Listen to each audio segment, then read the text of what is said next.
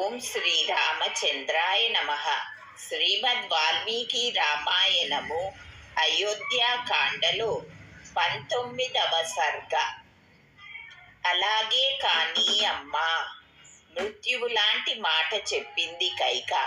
శత్రు సంహారం చేసే రాముడు రవంత విచారపడలేదు. అలాగే కానీ అమ్మా, మొహం చూస్తూ అన్నాడు రాముడు. మహారాజు ప్రతిజ్ఞ పాలిస్తానమ్మా. జడలు కట్టుకుంటాను, లేడితోలు వేసుకుంటాను, అడవికి వెళ్ళిపోతాను. కాని నాన్నగారు ఎప్పటిలా ఆదరించరేమి నన్ను?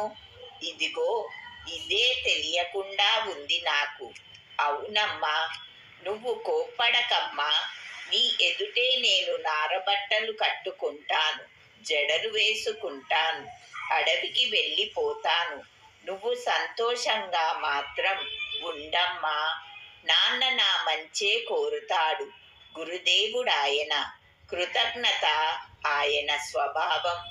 ఆయన మీకు వరాలివ్వడము, నేను మరోలా చేయడమునా? నాకు ఆ మాత్రం విశ్వాసం లేదా అమ్మా నాయనగారి మీద? ఏం చెబితే అది చేస్తాను. భరతుడికి అభిషేకం చేయాలన్న మాట నాతో ఎందుకు చెప్పలేదు అని మాత్రం కష్టంగా ఉంది. నాకు హృదయం దహించుకుపోతూ ఉంది. ఎవ్వరూ చెప్పనక్కరలేదు. తమ్ముడు భరతుడి కోసం సీతనే ఇచ్చేస్తానే నేను. రాజ్యము, ధనము, ప్రియమైన ప్రాణము వదిలేస్తాను. అలాంటప్పుడు నాన్నగారు ఆజ్ఞాపిస్తూ ఉంటే కాదంటానా అమ్మా? నీ సంతోషం కోసం ఆయన ప్రతిజ్ఞ చేశాక భరతుడికి రాజ్యం వదిలేశానని నేను వేరే చెప్పాలా? అంచేత అమ్మా, నాన్నగారిని ఓదార్చు. చూడు, కిందికి చూస్తూ కన్నీళ్లు కారుస్తున్నారు నాన్న. అబ్బా, ఏమిటమ్మా ఇది? మహారాజు ఆజ్ఞ ప్రకారం గాలిలా ఎగిరిపోయే గుర్రాల మీద దూతలు బయలుదేరాలి. వెంటనే మామగారి ఇంటికి వెళ్ళి భరతుణ్ణి తీసుకురావాలి. నాన్నగారి ఆజ్ఞ ప్రకారం మరో ఆలోచన లేకుండా వెంటనే వెళ్ళిపోతాను. 14 ఏళ్ల దండకారణ్యంలో ఉంటాను. రాముడి మాట విని సంతోషించింది కైక. అతడు అడవికి వెళ్ళడమే తనకు కావాలి కనుక మరింత తొందర చేసిందామె. అవును, నిజమే. వేగం పరిగెత్తే గుర్రాల మీద రాయబారాలు భరతుడి కోసం మామగారింటికి వెళ్ళాలి. వెళతారు. అడవికి వెళ్ళడానికి నువ్వు ఉత్సాహంతోనే ఉన్నావు. అంచేత ఆలస్యం మంచిది కాదనే అనిపిస్తోంది నాకు. రామా, ఇంకా ఎందుకు ఆలస్యం? త్వరగా బయలుదేరు అడవికి. మహారాజు సిగ్గుపడిపోతున్నాడు చెప్పడానికి, అంతే. అందుకని మాట్లాడలేకపోతున్నాడు. నువ్వు అడవికి వెళ్ళి ఆ సిగ్గు పోగొట్టాలి. నువ్వు అడవికి వెళ్ళేదాకా స్నానం చేయడు మహారాజు. భోజనం అంతకంటే చేయడు అంది. ఛీ, ఎంత ఘోరం! కైక మాటలు విని తిట్టుకున్నాడు మహారాజు. దుఃఖంతో మూర్ఛపోయాడు. బంగారం మంచం మీద పడిపోయాడు. చప్పున తండ్రిని పట్టుకున్నాడు రాముడు. కొరడా పడిన గుర్రంలా కైక చెప్పిన మాటలతో తొందరపడ్డాడతడు. అప్పుడే అడవికి బయలుదేరడానికి నిశ్చయించుకున్నాడు. మూర్ఖురాలైన కైక దారుణంగానే అంది, అప్రియమే అంది. అయినా బాధపడలేదు రాముడు. నాకు ధనం మీద ఆశ లేదమ్మా అన్నాడతడు. ప్రజల్ని పిడికిల్లో పెట్టుకోవాలని లేదు. ఋషిలాంటి వాణ్ణనుకో నేను. ధర్మం తప్పింది ఏదీ నాకు నచ్చదు. ఏం చెప్పినా సరే నా ప్రాణం పోతుందన్నా నేను చేసి తీరానే అనుకో. తండ్రి శుశ్రూష కంటే, తండ్రి మాట పాలించడం కంటే ఇంకేం ధర్మముందమ్మా? నాన్నగారు నోరు విడిచి నన్ను అడవికి వెళ్ళమనలేదే. కట్ట అయితేనేం, నువ్వు చెప్పావు చాలదు కనుక నేను ఇప్పుడే బయలుదేరుతాను. 14 అడవిలో ఉంటాను. నా స్వభావం పిసరంత తెలుసుకోలేకపోయావమ్మా. నువ్వు ఆజ్ఞాపిస్తే చాలదా అమ్మా? నీ మాట ఎప్పుడు శిరసా వహిస్తాను కదా నేను. ఇదిగో ఇప్పుడే అమ్మ కౌసల్యతో చెబుతాను. సీతని బోధపరచి ఒప్పిస్తాను. ఇవాళే దండకారణ్యం వెళతాను. సరే, భరతుడు రాజ్యమేలని అతడు నాన్నగారికి శుశ్రూష చేసేటట్టు చెయ్యి. నాన్నగారి శుశ్రూష ముఖ్యం కనుక చెబుతున్నాను. రాముడి మాటలు విన్నాడు దశరథుడు. దుఃఖం ఉప్పెనలా ముందుకు వచ్చింది. కంటికి మంటికి కన్నీళ్లు దారలు కట్టాయి. బాండ్రుమన్నాడతడు. గొంతెత్తి ఏడ్చాడు. తెలివి తప్పిపోయాడు. తండ్రి పాదాలకి, పింతల్లి కైక పాదాలకి నమస్కరించాడు రాముడు. ఇద్దరికీ ప్రదక్షిణం చేశాడు. ఏమాత్రము చెలించకుండా అంతఃపురం నుంచి వచ్చేశాడు. బయట స్నేహితులు కాచుకుని సిద్ధంగా ఉన్నారు. వాళ్ళందరినీ చూశాడు రాముడు. కళ్ళ నిండా కన్నీళ్లు తిరుగుతున్నాయి లక్ష్మణుడికి. కోపంతో వణికిపోతూ రాముడి వెంట నడిచాడతడు. అభిషేక వస్తువులు సిద్ధంగా ఉన్నాయి. కన్నెత్తి చూడకుండా వాటికి ప్రదక్షిణం చేసి ముందుకి మెల్లిమెల్లిగా సాగిపోయాడు రాముడు. లోకనాయకుడు రాముడు. రాజ్య నష్టం సంభవించినా అతడి మొహం కల తప్పలేదు. రాత్రి పడ్డ చంద్రబింబం ప్రకాశించినట్టు రాజ్యలక్ష్మి అతడిలో తాండవిస్తూనే ఉంది. రాజ్యం వదిలేసి అడవికి పోవడానికే నిశ్చయించుకున్నాడు రాముడు. లోకాలన్నీ వదిలేసిన యోగీశ్వరుడి మనస్సులా వికారం లేకుండా ఉంది అతడి మనస్సు. శుభప్రదమైన గొడుగు వదిలేశాడు రాముడు. చామరాలు మానేశాడు. రథం విడిచిపెట్టేశాడు. ప్రజల్ని వదిలేశాడు. కన్న తల్లి కౌసల్యకి ఈ వార్త వినిపించడం కోసం మనోనిగ్రహంతో ఆమె అంతఃపురంలోకి వెళ్ళాడు. రాముడి అభిషేకం జరుగుతుందనే అనుకుంటున్నారు ప్రజలు. అందుకనే అంత చక్కగా అలంకరించుకుని వచ్చారు వాళ్ళు. అందరూ రాముడి చుట్టూ మూగుతున్నారు. సత్యవాది అయిన రాముడికి మొహంలో పిసరంత మార్పు కనపడలేదు వాళ్ళకి. శరదృతువులో సహజంగా వెలిగిపోయే చంద్రుడిలా కలకలలాడుతూ వెలిగిపోతున్నాడు. అందరితోనూ మధురంగా మాట్లాడుతూ వాళ్ళని సన్మానిస్తూ తల్లి అంతఃపురంలోకి వెళ్ళాడు రాముడు. మంచి విక్రమవంతుడు లక్ష్మణుడు. అన్నగారికి ఏమాత్రమూ తీసిపోడు. దుఃఖమంతా మనసులోనే అణుచుకుంటూ అన్నగారి వెంట నడిచాడతడు. రాముడికి అభిషేకమని సంతోషంతో పడుతూ లేస్తూ ఉంది పట్టపురాణి కౌసల్య అంతఃపురం. తాను అడవికి వెళ్ళడం విని అక్కడి వాళ్ళంతా, తన స్నేహితులంతా ఎంత ఇదైపోతారో అని శంకిస్తూ జంకుతూ లోపలికి వెళ్ళాడు రాముడు. శ్రీమద్ రామాయణం అయోధ్యాకాండలో ఇది 19వ సర్గ. 20వ సర్గ. తల్లి కడుపు. దశరథుడికి కైకకి నమస్కారం చేసి రాముడు కైక అంతఃపురం వదిలి వెళ్ళగానే అంతఃపురంలోని స్త్రీలు 50 మంది గోలుమని ఏడ్చారు. తండ్రి చెప్పకపోయినా అంతఃపురంలో మా అందరినీ చల్లగా చూసేవాడు రాముడు. మాకు ఎప్పుడు ఏది కావలసి వచ్చినా చేసి పెట్టేవాడు. అయ్యో, అలాంటి రాముడు వెళ్ళిపోతున్నాడు ఇప్పుడు. పుట్టినప్పటి నుంచి కన్నతల్లి కౌసల్యని సేవించినట్టు సేవిస్తున్నాడు కైకమ్మని. తనని ఇతరులు ఎంత నిందించినా కోపం తెచ్చుకోడు. ఎవరికైనా కోపం వచ్చినా పని చేసి ఎరగడు. ఎవరికైనా కోపం వచ్చి నెమ్మదిగా మాట్లాడి ఇట్టే శాంతపరుస్తాడు. అలాంటి రాముడు పట్నం వదిలి అడవి పాలవుతున్నాడు. ఏం దారి? బుద్ధిలేని మహారాజు దశరథుడు జీవలోకమంతటికీ రక్షకుడైన రాముణ్ణి అడవికి పంపేస్తున్నాడు. సర్వ ప్రాణులకి నాశనం తెచ్చి పెడుతున్నాడు. దశరథ మహారాజు భార్యలు దూడలు పోయిన ఆవుల్లా రాగాలు తీసి ఏడ్చారు. భర్తని ఎన్నో విధాల ఆడిపోశారు. అసలే పుత్రశోకంతో కుళ్ళిపోతున్నాడు మహారాజు. ఈ ఏడుపులు మాటలు విని భరించలేకపోయాడు. మూర్ఛపోయాడు. ఈ ఏడుపులు రాముడు విన్నాడు. ఏనుగులా నిట్టూర్చాడు. దుఃఖం అణుచుకుంటూ తల్లి కౌసల్య అంతఃపురం ప్రవేశించాడు.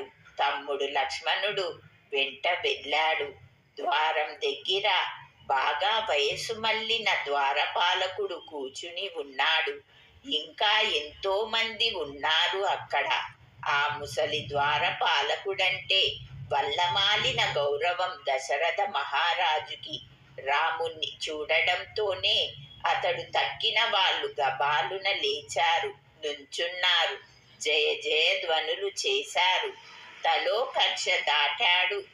తొలి కక్ష దాటాడు రాముడు. రెండో కక్ష దగ్గర వేదవేత్తలైన వృద్ధ బ్రాహ్మణులు సిద్ధంగా ఉన్నారు.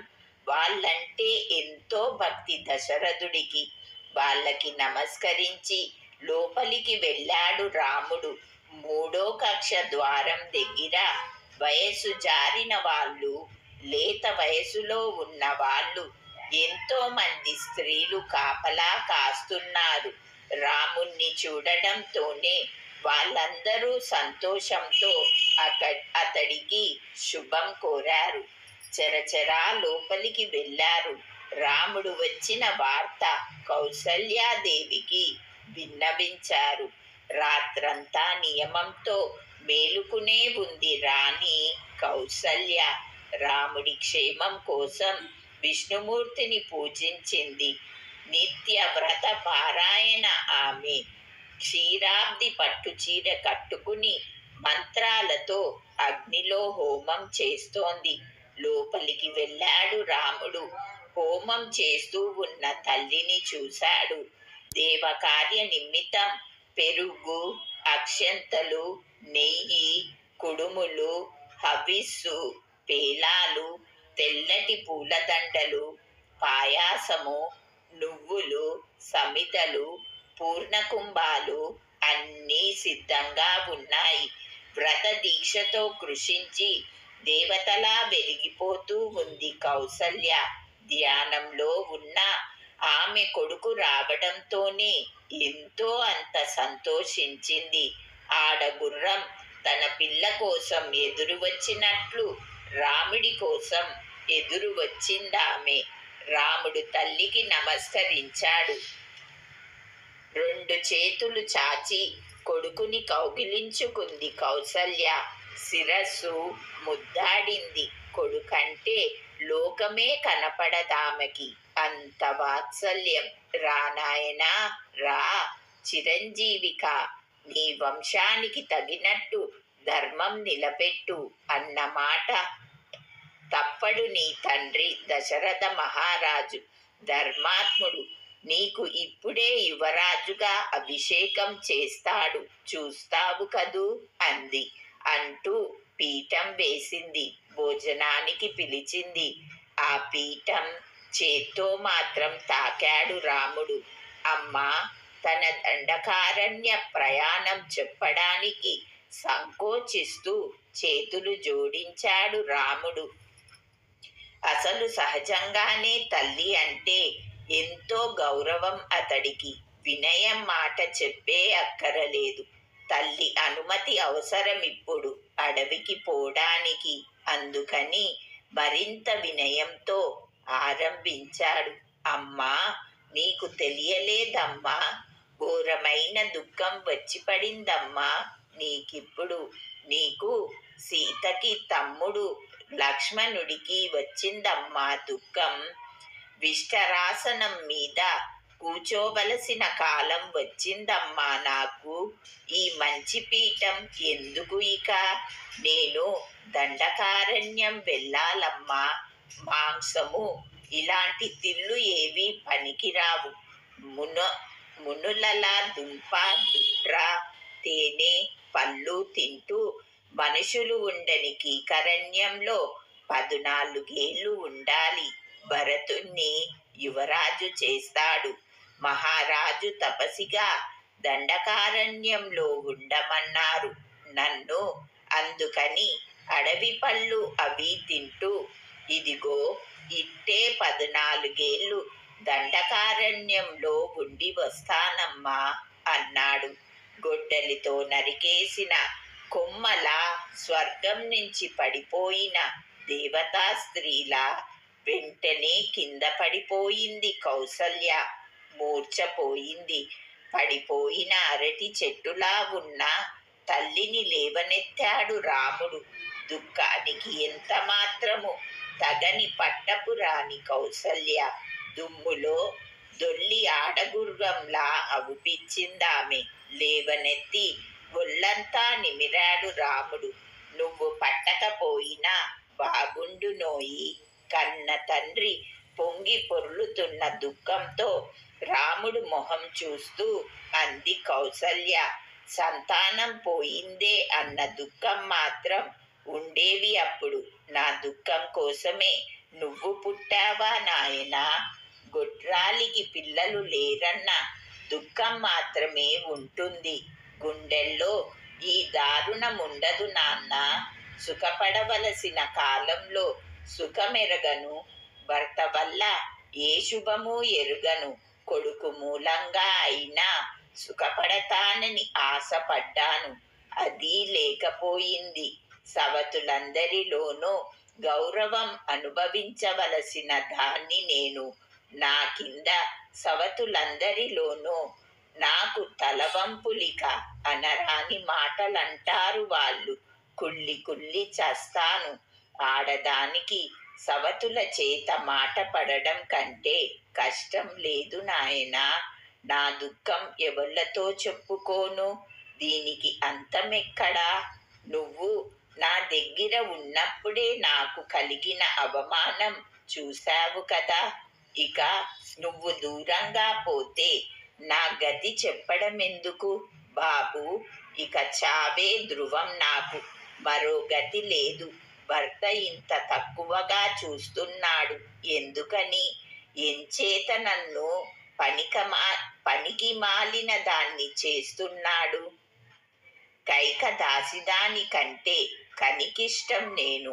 ఇక ముందు నా సేవకులే నా మాట వినరు. కైక కొడుకుని చూసి భయపడతారు. నా వైపు మొహం ముడిచేస్తారు. గతి లేకుండా పడి ఉండాలి నేను. ఎన్నో దెబ్బలు దెప్పుతుంది కైక.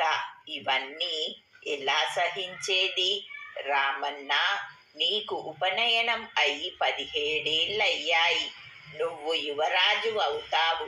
నా దుఃఖం కడతేరుతుంది అంటూ ఇన్నాళ్ళు ఆశపడ్డాను.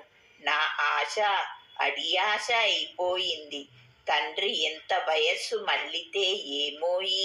సవతి తిరస్కారం యమయాతన సహించలేను. పున్నామ చందమామ నీ మొహం చూడకుండా ఎలా భరించనోయి. బతుకను రామన్న, బతకను. అదృష్టహీనురాలిని. ఉపవాసాలు వ్రతాలు అవి చేసి ఎంతో కష్టం మీద నిన్ను పెంచాను. ఈ నాగాసి నక్కపాలు చేసినట్టు అంతా బుగ్గైపోయింది. వానాకాలం వరదతో మహానది గట్టు తెగిపోయినట్టు ఈ వార్త వినడంతోనే పగిలిపోకుండా ఉంది నా గుండె. రాయో ఏమో ఏడుస్తూనే లేడిని సింహం చంపేసినట్టు యముడు చంపకుండా ఉన్నాడేం నన్ను? లేదు, నాకు చావు లేదు. యమలోకంలోనూ నాకు చావు లేదేమో, నా శరీరం ముక్కలైపోదేం, నా హృదయం బ్రద్దలైపోదేం, ఇనుంతో తయారైందేమో ఇది, నాశనమే లేదేమో వీటికి, అకారణంగా మరణం రాదు నిజమే.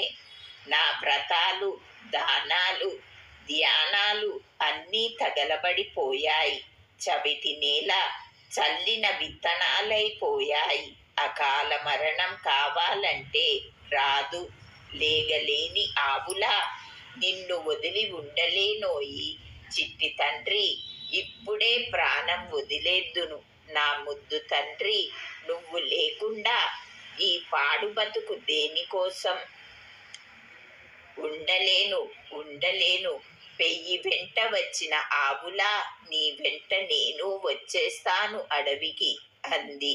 దుఃఖం భరించలేకపోయింది కౌసల్య. తండ్రి మాట కట్టుపడి ఉన్న కొడుకుని పులుకు పులుకు చూసిందామె. కుమారుణ్ణి పట్టేస్తే ఏడ్చిన కిన్నరిలా వలవలా ఏడ్చింది. శ్రీమద్ రామాయణం అయోధ్యాకాండలో ఇది 20వ సర్గ.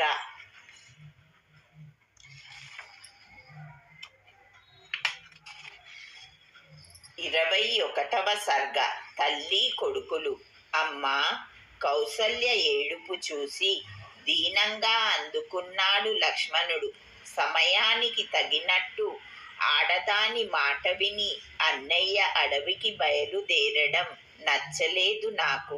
నాన్నగారి వయస్సు మళ్ళింది, బుద్ధి విపరీతమైపోయింది, విషయ సుఖాలికి లొంగిపోయారు. పైగా మన్మథ తాపం తోడయింది. దాంతో కైక ఎంత అంటే అంత. ఇంచేత ఏమైనా అంటాడాయన, అదంతా అంగీకరించవలసిందేనా? కాదు. రాజ్యం వెళ్ళగొట్టి అడవికి పంపించడానికి అన్నయ్య ఏమంత దోషం చేశాడని, ఏం పాపం చేశాడని? పగవాడైన రాముడిలో దోషము చూపెట్టలేడు. రాముడు అవమానం చేసిన వాడనైనా సరే రాముడు దోషం చేశాడు అని చెప్పలేడు. దేవ సమానుడు రాముడు, దాంతుడు, శత్రువుల్ని కూడా దయతో చూస్తాడు. ఇలాంటి కుమారుణ్ణి అకారణంగా ఏ తండ్రి వదులుకుంటాడు? ధర్మం తెలిసినవాడు పోయిన బాల్యం మళ్ళీ వచ్చినట్టు మాట్లాడుతున్నాడు మహారాజు. రాజనీతి తెలిసిన ఏ కొడుకు ఇలాంటి మాట వినడు.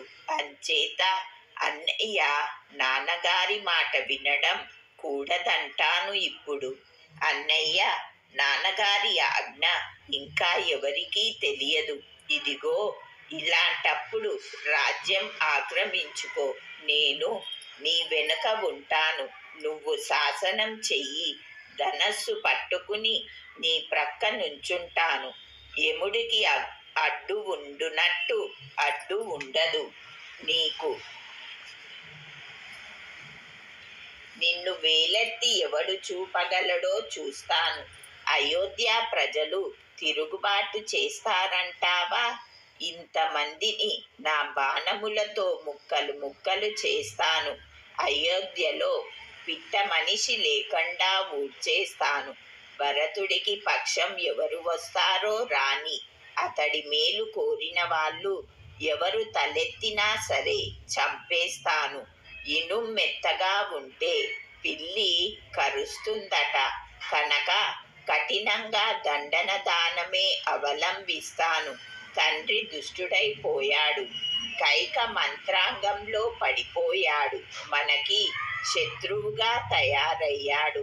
అడ్డం వస్తే అతన్నే హరి అనిపించేస్తాను.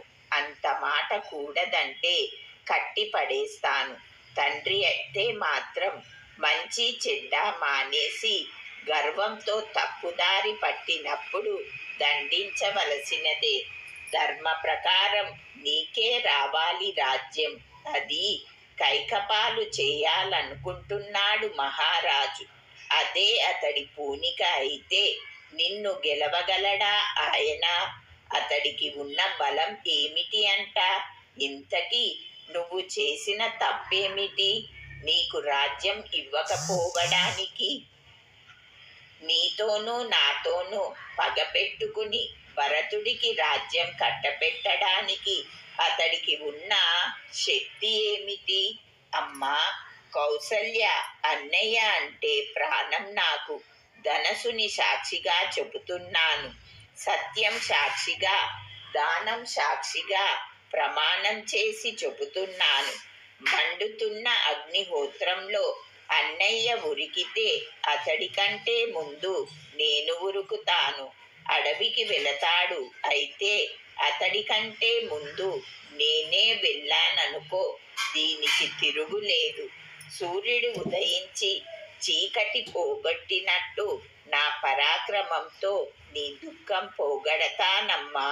అన్నయ్య, నువ్వు నా పరాక్రమం ఇప్పుడే చూస్తారు అన్నాడు. లక్ష్మణుడి మాటలు వింది కౌసల్య ఏడుస్తూ రాముడి వైపు తిరిగింది. నాయనా, తమ్ముడు లక్ష్మణుడు చెప్పింది విన్నావు కదూ? నీకు నచ్చిందా? అయితే తరువాత ఏం చేయాలో అది చెయ్యి. నా సవతి చేసిన అన్యాయానికి కుంగిపోతున్నాను. నన్ను వదిలేసి అడవికి వెళ్ళవద్దు. ధర్మం తెలిసిన వాడివి నువ్వు. ధర్మమే ఆచరించాలంటే ఇక్కడే ఉండి నా శుశ్రూష చెయ్యి. ఇంతకంటే ఉత్తమ ధర్మం లేదు. మునుపు కాశ్యపుడు స్వగృహంలోనే ఉండి నియమంతో తల్లి సేవ చేశాడు. తదే మహా తపస్సయ్యింది. అతడికి దాంతోనే స్వర్గం లభించింది. తండ్రి మాట మీద నడుచుకున్నట్టే తల్లి మాట మీద కూడా నడుచుకోవాలి. నువ్వు అడవికి వెళ్ళడం నేను ఒప్పుకోను. నువ్వు లేకపోయాక నా బతుకు దేనికని, సుఖం దేనికని? నువ్వు దగ్గర ఉంటే గడ్డి తిన్నా అమృతంలాగే ఉంటుందోయి నాకు. నేను అలోమని ఏడుస్తూ ఉంటే అడవికి వెళతావా నువ్వు? నేను బతకను. ఉద్దరి నేడు నీళ్ళైనా తాగను, చచ్చిపోతాను. నీకోసం ఈ గుక్కెడు ప్రాణం వదిలేస్తాను. సముద్రుడు పిప్పాలాదమునికి అపకారం చేశాడు. అతడి కోపం వల్ల కష్టాల పాలైపోయాడు. అలాగే కాకూడదు నువ్వు. ఇలా ఎన్నో విధాల దుఃఖపడింది కౌసల్య. రాముడు ధర్మాత్ముడు. ధర్మ మార్గం నుంచి పిసరంతా చెలించలేదతడు. నాన్నగారి మాట కాదనడం నా తలకి మించిన పనమ్మా. నీ పాదాల ముందు సాగిల పడుతున్నాను, ప్రార్థిస్తున్నాను. నన్ను అడవికి వెళ్ళని అమ్మా. కండు మహారుషి చూడు, మహాజ్ఞానవంతుడు కదా, వ్రతపారాయణుడు. అతడు ధర్మ రహస్యాలు ఎరిగినవాడు. అలాంటి వాడు తండ్రి మాట మీద గోహత్య చేశాడు. పూర్వం మన వంశంలో సగర చక్రవర్తి మాట మీద అతడి కుమారులు భూమి తవ్వేశారు, ప్రాణాలు వదిలిపెట్టారు. అలాంటప్పుడు నాన్నగారి మాట మీద ఏదో కొద్ది రోజులు అడవిలో ఉండడమే ఒక కష్టమేమిటమ్మా? పరశురాముడు చూడు, తండ్రి మాట మీద తల్లి రేణుకను గొడ్డలితో తల నరికేశాడు కనుక నాన్న మాట పాలించి తీరాలమ్మా. దేవతలతో సమానులైన కండు ముని మొదలైన వాళ్ళలాగే నేను పితృవాక్యం పాలిస్తాను. నాన్నగారికి సంతోషం కలిగిస్తాను అమ్మా. నేను ఒక్కనే కాదు కదా, ఇప్పుడు చెప్పిన మహాత్ములు తండ్రి మాట పాలించారు లోగడ. నీకు దుఃఖం కలిగించాలని ఇలా చేయలేదమ్మా. పూర్వులు అనుసరించిన మార్గమే నేను అనుసరిస్తున్నాను. లోకంలో ముఖ్యమైన పని తండ్రి మాట వినడం. అది చేయకుండా ఉండలేనమ్మా. తప్పకుండా చేస్తాను. దానివల్ల తక్కిన వాళ్ళకి దుఃఖం కలిగిందే కట్టు అయినా దోషం లేదు అంటూ తన నిశ్చయం స్పష్టంగా చెప్పాడతడు. పొందికగా మాట్లాడడంలో తనకి తానే సాటి రాముడు ఎంతటి విలుకాడో అంతటి మాటకారి అతడు. తల్లితో అలా అని తమ్ముడు వైపు తిరిగాడు. తమ్ముడు, నేనంటే నీకు ఎంత ప్రేమో నాకు తెలుసు. నీలో ఉన్న బల పరాక్రమాలు, నీ తేజస్సు తెలుసు. సత్యం గురించి, శమం గురించి అమ్మ బాగా ఎరగదు అంచేత ఆమె విచారిస్తోంది. ధర్మం కంటే ఉత్తమమైంది లోకంలో మరొకటి లేదు.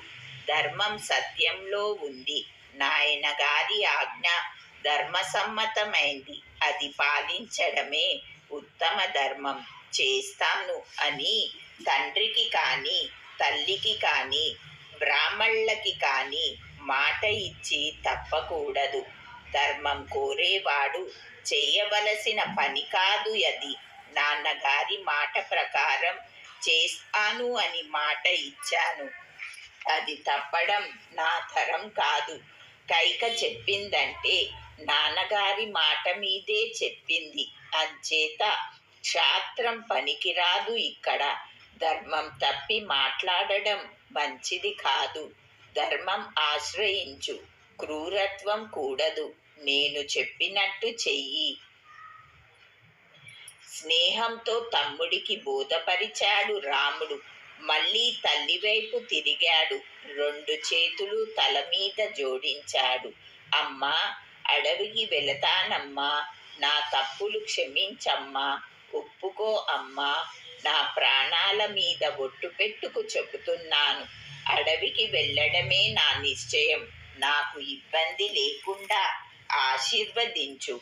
రాజఋషి యాయాతి భూమికి పోయి మళ్ళా స్వర్గం చేరుకున్నట్టు అడవికి పోయి అయోధ్య వచ్చేస్తానమ్మా. నువ్వు ఏడవకమ్మా. దుఃఖం ఆపుకో. నాన్న మాట చెల్లించేసి తిరిగి వచ్చేస్తానమ్మా. నాన్నగారి ఆజ్ఞకి నేనే కాదు, నువ్వు, సుమిత్ర, లక్ష్మణుడు, సీత అందరూ తలబొగ్గాలి. సనాతనమైన ధర్మమమ్మా ఇది. నా అభిషేకం కోసం సమకూర్చిన సంబరాలన్నీ అలా ఉంచేయి. దుఃఖం విడిచిపెట్టు. ధర్మం కోసం అడవికి వెళ్ళడానికి నిశ్చయించుకున్న నాకు అనుమతి ప్రసాదించు అన్నాడు. ధర్మసమ్మతంగా ఉన్నాయి రాముడి మాటలు. తిరుగులేని నిశ్చయంతో ఉన్నాయి. విని చచ్చినట్టు పడిపోయింది కౌసల్య. కొంతసేపటికి తెలుపుకుంది. అది కాదోయి కన్న తండ్రి. ఎలువు రాసిన గొంతుకతో అంది కౌసల్య. పాషాణలోనూ స్నేహంలోనూ మీ నాన్నగారిలాగే తల్లినైన నేను గురువునే నీకు. కనుక నా అనుమతి లేదే వెళ్ళకూడదు నువ్వు. ఒప్పుకోను. నువ్వు అడవికి వెళ్ళడానికి అంగీకరించను. నేను ఇలా కుంగిపోతూ ఉంటే నన్ను వదిలేసి నువ్వు వెళ్ళకూడదు. నువ్వు లేకపోతే ఎందుకోయి నా బతుకు? పరలోకంలో ఎందుకు? పితృలోకంలో స్వదా ఎందుకు? స్వర్గలోకంలో అమృతమాత్రం ఎందుకు? ఏదీ వద్దు నాకు. క్షణమైనా సరే నువ్వు నా కళ్ళ ముందు ఉంటే అంతే చాలు నాకు అంది. తల్లి మాటలు ఎంతో విచారం కలిగించాయి రాముడికి. తన దారిని తాను పోతూ ఉన్న ఏనుగుని కొరువుతో అడ్డుకుని అదలిస్తే ఎలా బాధపడుతుంది? అలా బాధపడ్డాడతడు. తెలివి తప్పిపోతూ ఘోరంగా దుఃఖపడుతోంది తల్లి. కన్నీళ్లతో విచారిస్తూ నుంచున్నాడు తమ్ముడు. అయినా ధర్మం నుంచి చెల్లించలేదు రాముడు. అతడికే చెల్లింది ఆ ధీరత్వం. తమ్ముడు లక్ష్మణుడితో అన్నాడు రాముడు. నీ భక్తి, నీ పరాక్రమము నాకు తెలుసు. అమ్మతో పాటు నువ్వు నాకు కష్టం కలిగిస్తున్నావు కదూ. భార్య అనుకూలవతి అయి ధర్మము, ప్రియురాలు అయి కామము, సుపుత్రుని కని అర్థము సాధించి పెట్టునట్టు ఒక ధర్మమే ధర్మము, అర్థము, కామము మూడు సిద్ధింపచేస్తుంది. సందేహం లేదు. ఈ మూడింటిలోనూ ఏదీ సిద్ధించని పని చేయకూడదు.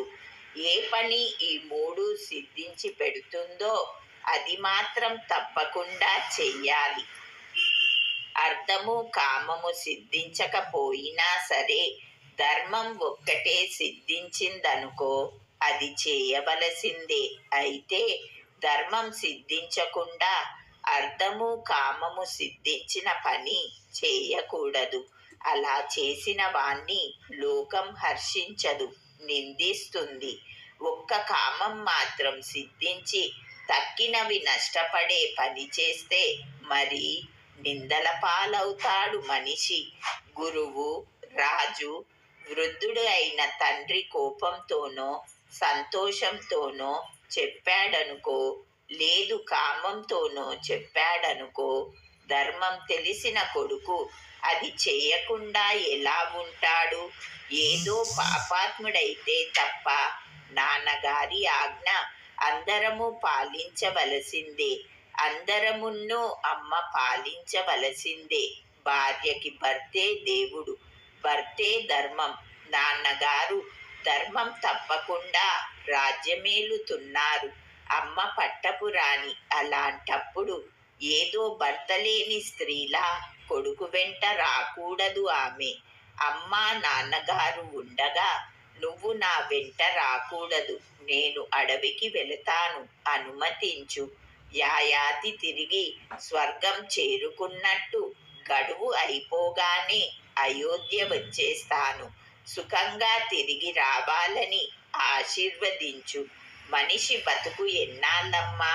3 నాళ్ళ ముచ్చట. రాజ్యం కోసం మహత్తరమైన యశస్సు వదులుకోలేను. అధర్మంగా రాజ్యం సంపాదించడం కిట్టదమ్మా నాకు. తల్లిని తమ్ముణ్ణి ఓదార్చాడు రాముడు. తన పరాక్రమం ఒక్కటే తనకి తోడు చేసుకున్నాడు. దండకారణ్యం వెళ్ళడానికే నిశ్చయించుకొన్నాడు. మనస్సులోనే తల్లికి ప్రదక్షిణం చేసినట్టు భావించుకున్నాడు. శ్రీమద్ రామాయణం అయోధ్యాకాండలో ఇది 21వ సర్గ.